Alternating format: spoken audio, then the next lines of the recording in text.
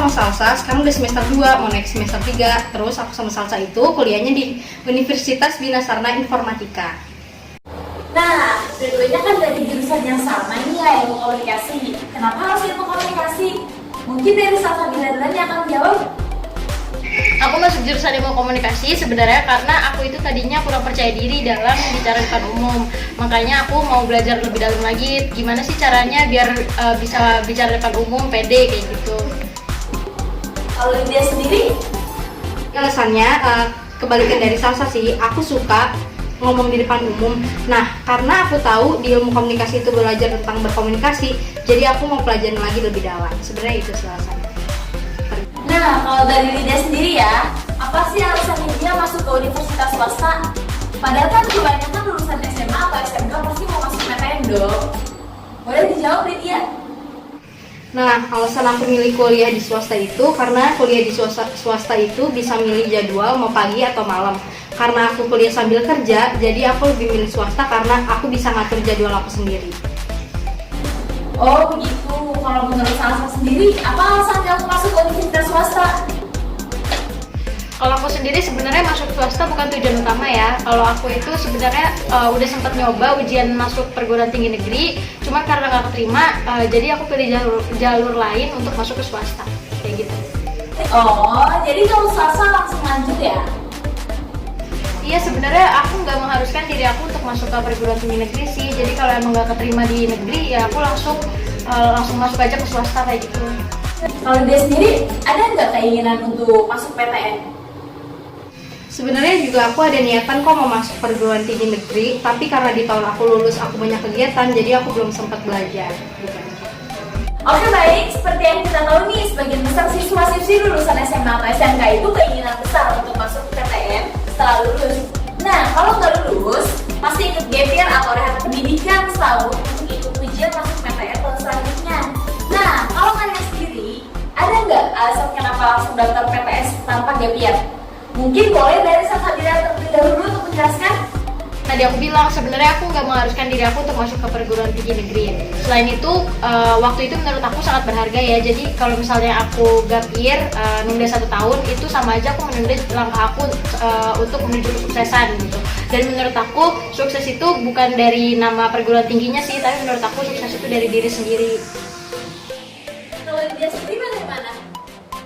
Nah, aku sebenarnya sama aja sih jawabannya sama Salsa, waktu itu berharga.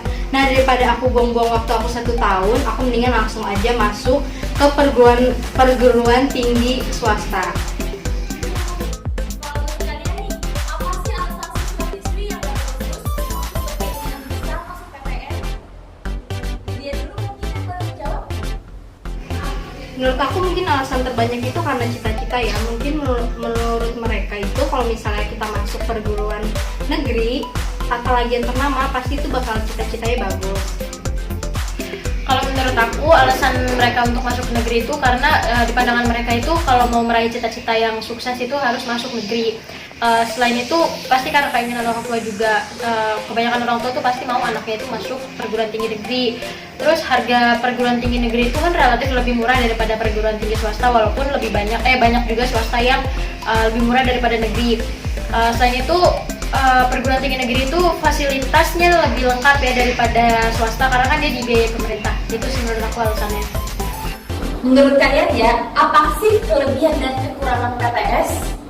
Kalau menurut aku sih kekurangannya di perguruan tinggi swasta itu mungkin karena biayanya yang relatif mahal ya. Mungkin karena fasilitasnya juga lengkap dan biayanya itu udah di-observe dulu, karena ada biaya lab, gedung, perpustakaan. Nah, kalau misalnya di swasta itu juga sebenarnya peluang beasiswanya itu lebih sedikit daripada di perguruan tinggi negeri.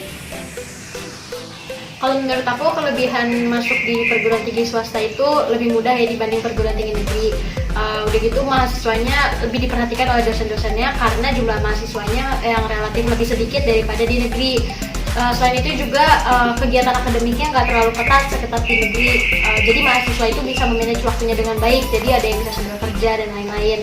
Terus biayanya juga ada yang lebih murah daripada negeri.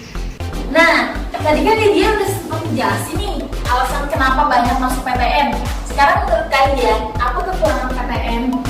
Menurut menurut aku sendiri sih kekurangannya di universitas negeri mungkin karena mahasiswanya kurang diperhatikan karena banyaknya jumlah mahasiswa, lalu karena banyaknya kegiatan-kegiatan yang ada di kampus membuat mahasiswa cenderung jenuh dan kurang bisa memanage waktu. Selain itu masuk PTN itu juga nggak semudah masuk perguruan tinggi swasta ya, karena kalau masuk perguruan tinggi negeri itu harus melalui ujian-ujian tulis atau ujian-ujian lainnya.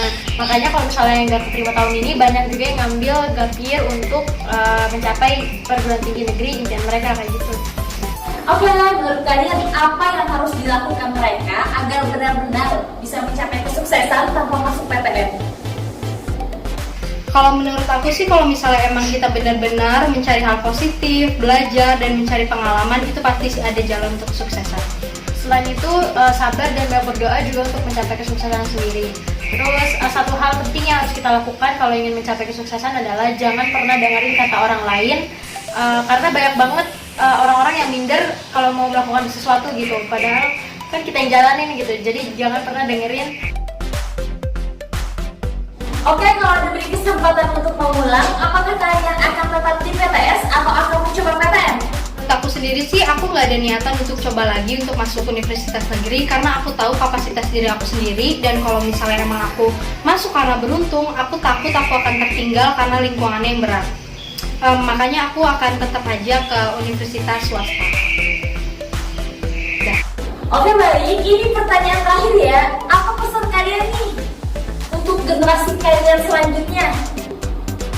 Pesan aku untuk mahasiswa-mahasiswa yang akan datang selanjutnya, pikirin lagi kalau misalnya kalian akan milih jurusan, milih kampus, jangan ikut-ikutan temen, jangan asal ngambil jurusan.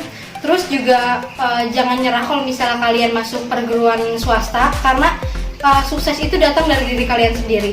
Kalau menurut aku sendiri, aku harap kalian gak terlalu terpaku sama artikel atau pernyataan seseorang ya, karena kita tuh harus memantau lebih jauh lagi kita mau masuk ke yang mana, apakah swasta apa negeri.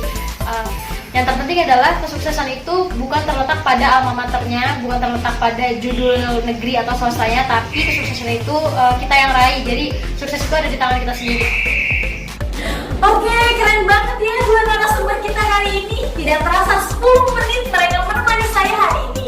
Terima kasih banyak pada Lydia dan Salsabila